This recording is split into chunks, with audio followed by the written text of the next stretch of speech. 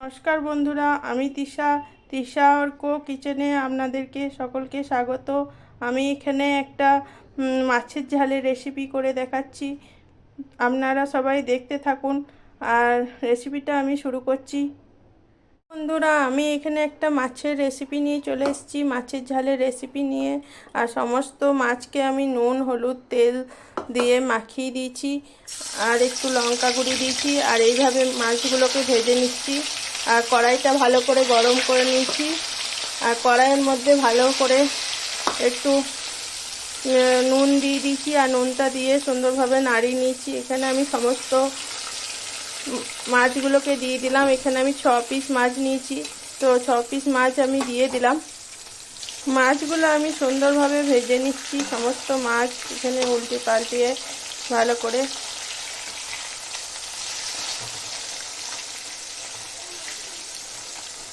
এখানে আমি টমেটো, পেঁয়াজ আর এখানে নিয়ে নিয়েছি, আর কাঁচা ধনেপাতা।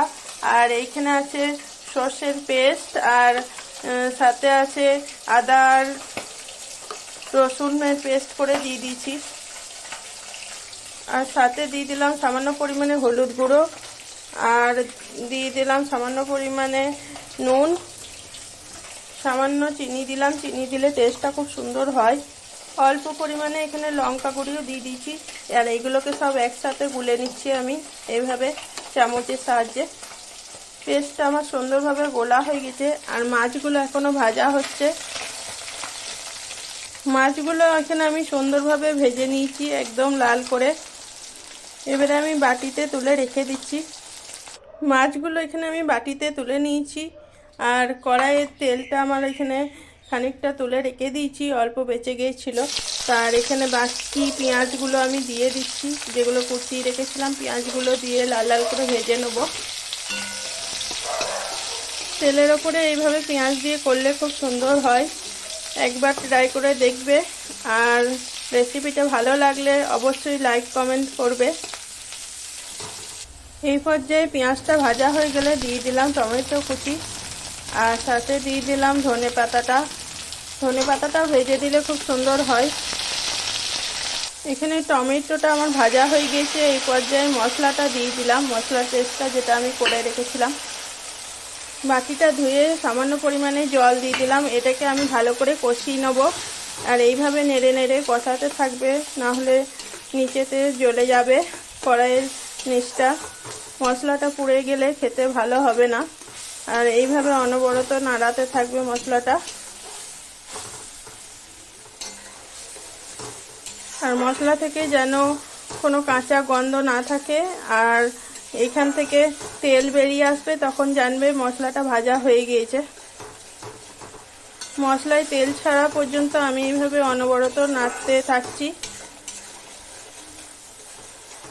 দেখতেই পাচ্ছ এখানে মশলা আমার ভাজা হয়ে গিয়েছে, আর মশলা থেকে আমার তেল ছেড়ে এসছে। আর এই পর্যায়ে আমি জল দিয়ে দিচ্ছি। অবশ্যই গরম জল দেবে। আমি রান্নাতে সবসময় গরম জল ব্যবহার করি, তাতে কি টেস্টটা ভালো হয়। ঝোলটা তোমরা 15 মিনিট ফুটিয়ে নেবে।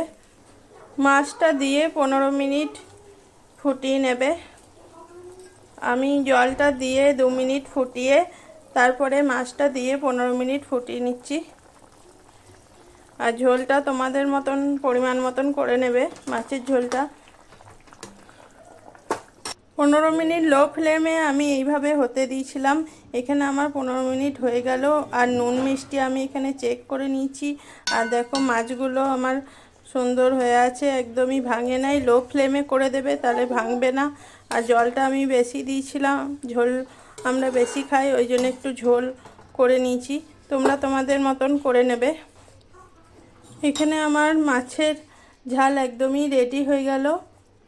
এবারে আমি কড়াইয়ের মধ্যে থেকে বাটিতে নামিয়ে নিচ্ছি। এখানে আমি কড়াই থেকে বাটির মধ্যে তুলে নিয়েছি। দেখো মাছগুলো আমার কি সুন্দর হয়ে আছে। আর ঝোলটা খুব সুন্দর হবে। এইভাবে করবে আমার টিপসটা ফলো করে।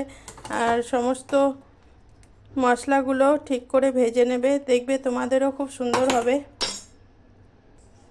আর বানিয়ে ভালো লাগলে অবশ্যই কমেন্ট করবে।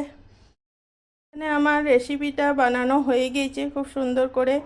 আর তোমাদের ভালো লাগলে অবশ্যই শেয়ার করবে আর কমেন্ট করবে, লাইক করবে। এখনকার মতন এইটুকুই। আবার পরে অন্য কোনো রেসিপি নিয়ে আমি হাজির হয়ে যাব তোমাদের কাছে।